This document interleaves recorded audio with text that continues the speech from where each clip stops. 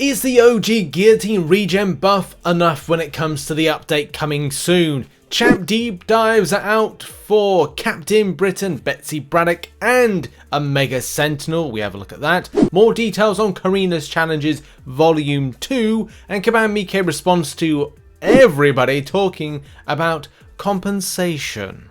Good day everybody, welcome back to the channel. I hope you're doing well. Let's kick off the week with an MCN. I've just got back from a little vacation and really looking forward to smashing through the week. Got to see my nan and granddad. And yeah, my granddad's not a pirate, even though he has actually only got one leg. I promise you he's not a pirate.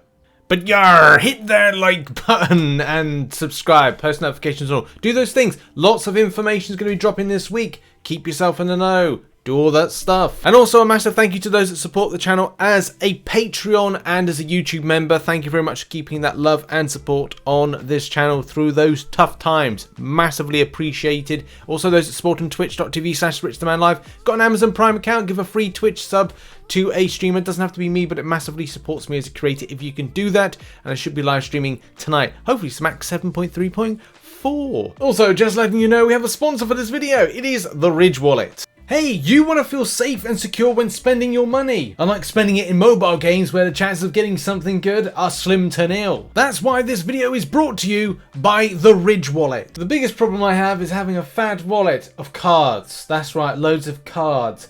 So minimizing that is the Ridge Wallet. The Ridge can hold up to 12 cards, and definitely from a size perspective, it's going to massively help out just, you know, not having a big pocket that weights you down. The Ridge comes in over 30 styles and colors, including carbon fiber and burnt titanium. The Ridge is massively convenient for space. Even on the back, I've got myself a little money clip, and let's face it, nowadays not a lot of us are actually carrying a lot of cash with us.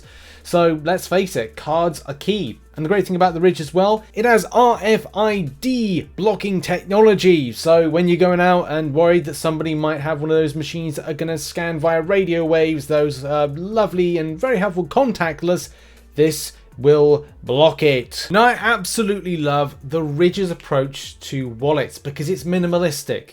And that's one of the main things. Having a clunky big fat wallet with a phone even in one pocket is going to massively bulk up things. But having a phone and then like the Ridge wallet there, it's like it's not going to bulk up.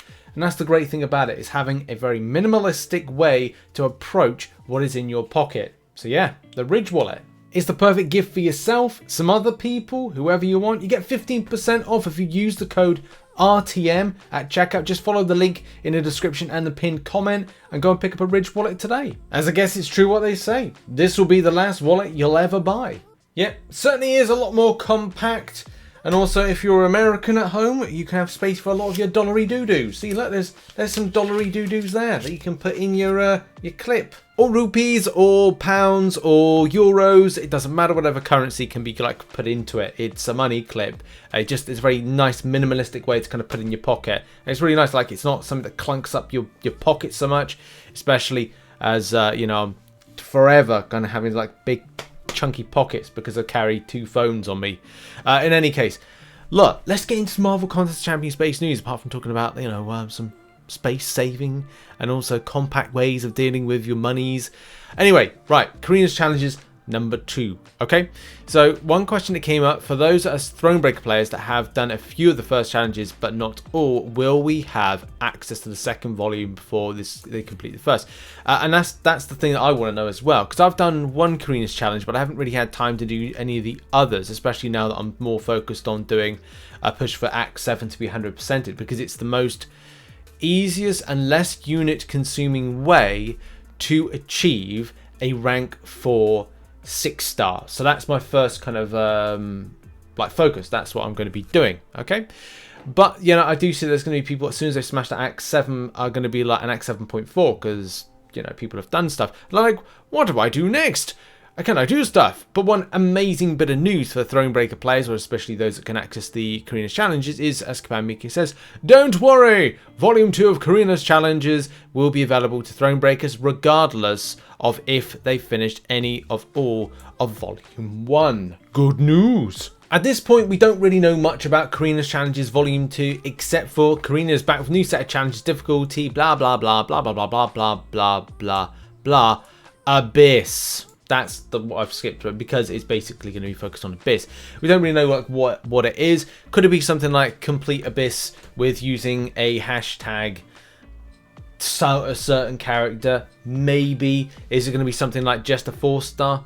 Don't know. Hopefully it's not, because I just think that's going to be just a real like grab at units.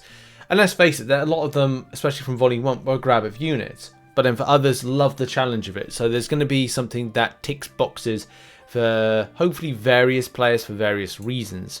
Now, I've kind of voiced my concern, like I just don't like the idea of it being an Abyss. However, though, unless there's some sort of like way of bending it around stuff. So going like, okay, well, if you need a nullified champion to take down a certain champion on the route, then that's good. The biggest issue I see with this is like going, right, well, have you got to go through the entirety of Abyss? Because if you had to go through the entirety with Abyss with just a 4-star, you'd probably be like, oh, or going through it with a certain type of 5-star that's not particularly good. If you need a nullified champion, they're like, hey, just use Iron Fist. And they're like, no, I don't want to use Iron Fist. As I say, like, I don't want to theorize on things that we just don't know. I just have a lot of kind of like, ooh, not sure about this, Kabam, when they're saying, let's go back to Abyss to do stuff. And in response to Zano said, this better not be a hint about what champ we need to use for Abyss in regards to, I think, yeah, Kabam Miike threw a Loki in and was like, great, so we're going to have to use Loki in some sort of capacity in Abyss. I don't know. But Kabam Miike says, no, this is just the evil smirk I could find. Great putting it Marvel. Great for scaring the pants off of people when it comes to going, oh, I've got to use Loki again. You don't, it seems. You don't need to use Loki. And Kabam Miike was just having a bit of fun.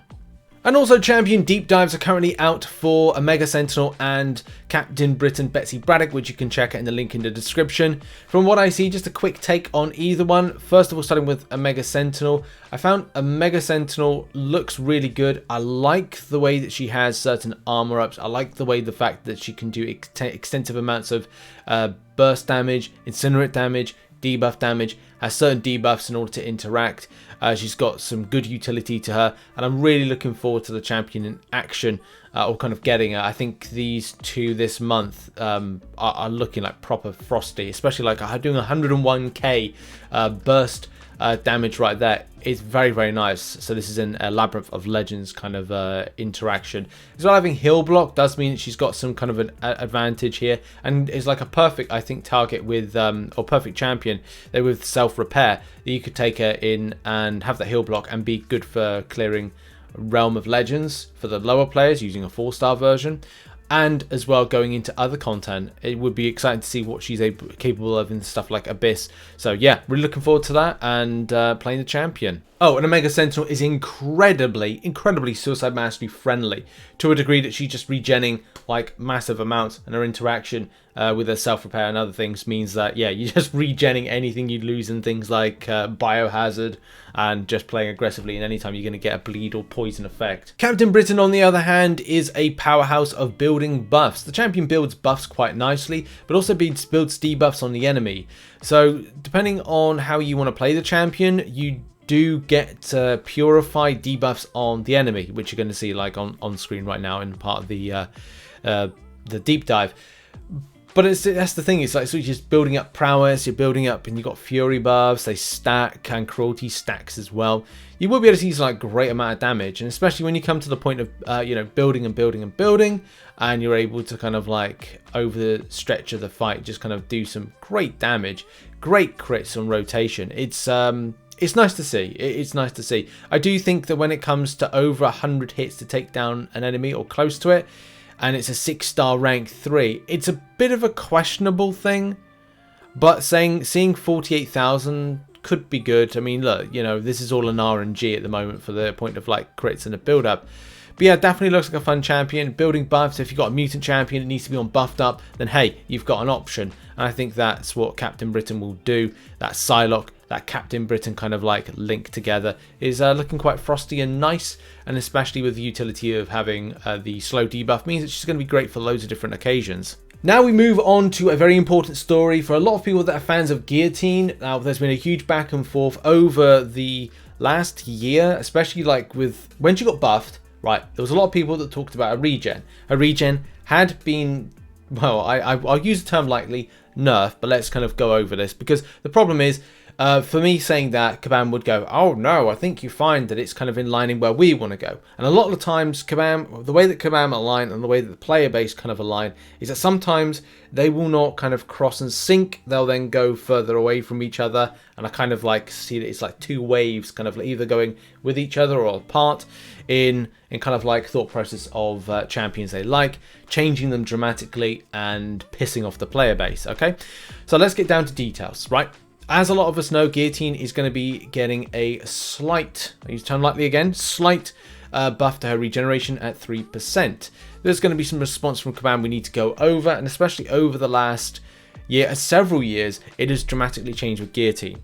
So in game right now, which you can see on screen right now, Guillotine heals 2% of damage from taken by the opponent. So that means that she's gonna, it's called Life Siphon, and you know it's gonna go up by 1%. In some ways, I don't know if that's going to be seen as a dramatic thing.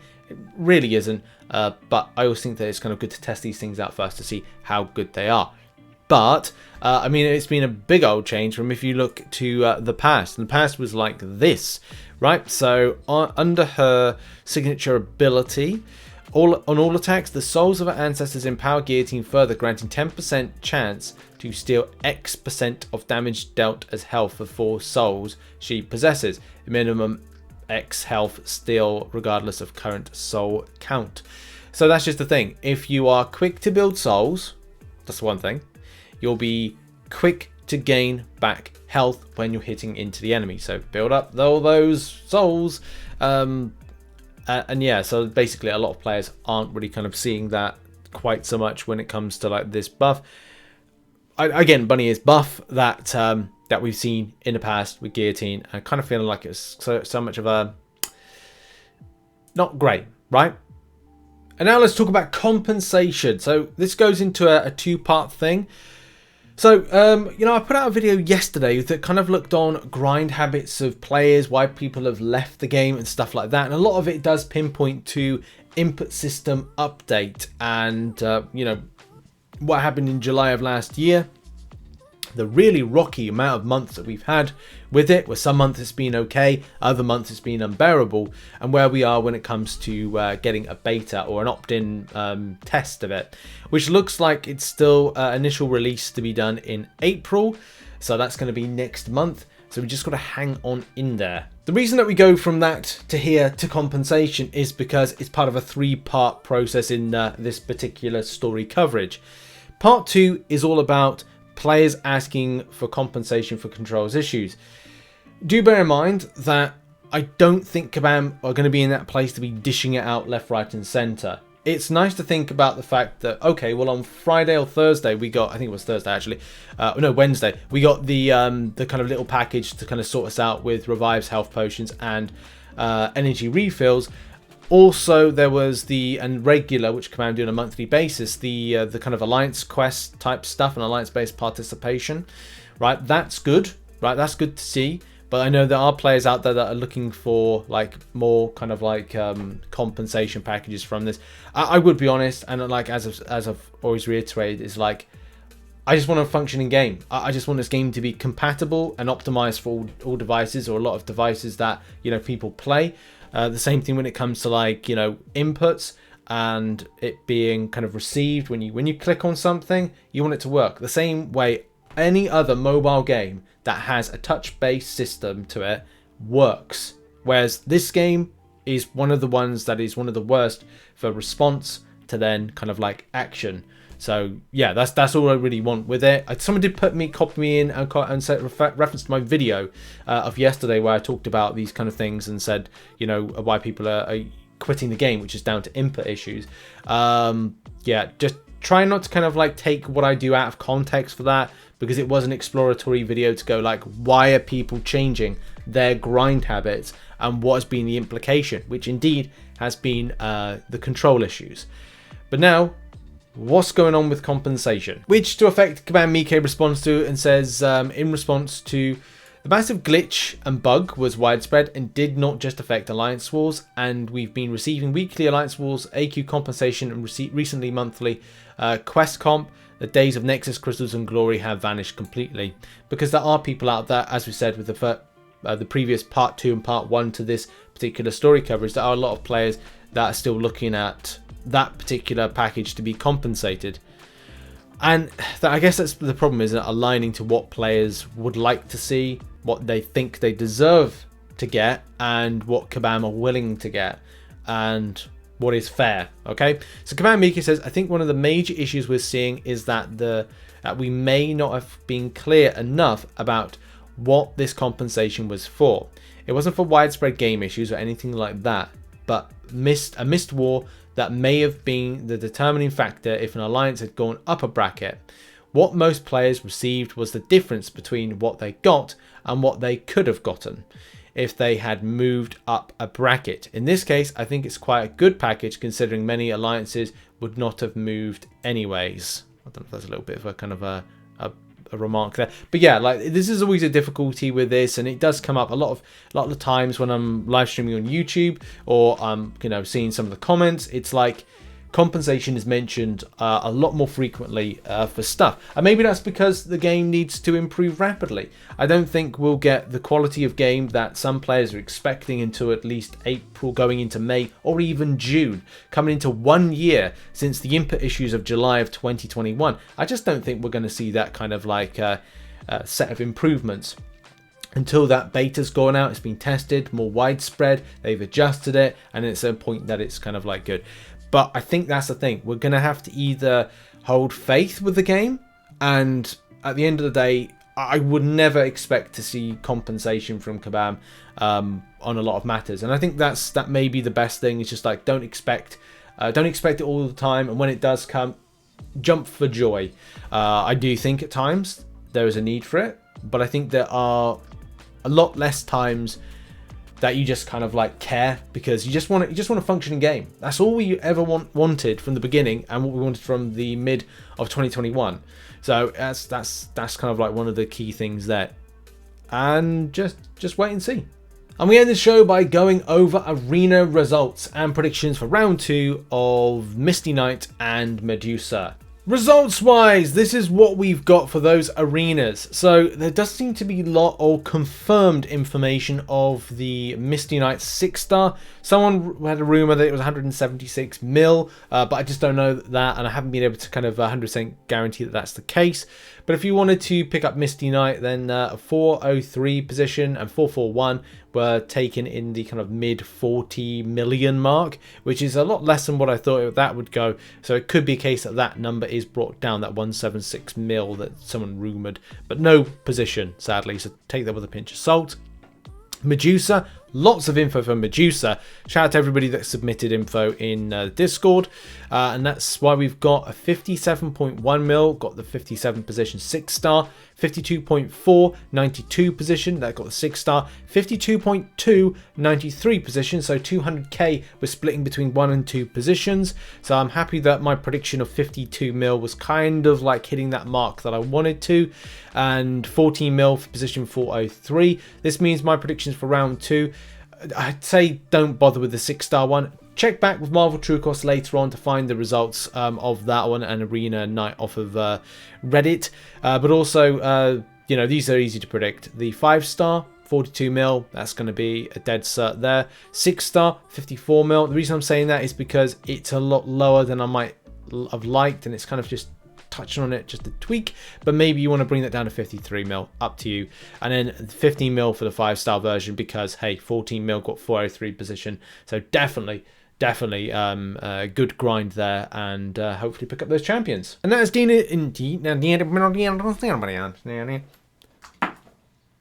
And that indeed has been the show. Thank you ever so much for watching. Make sure to check out the other information. Check out the links in the description for the Ridge wallet, and I'll see you in the next one. Bye bye for now.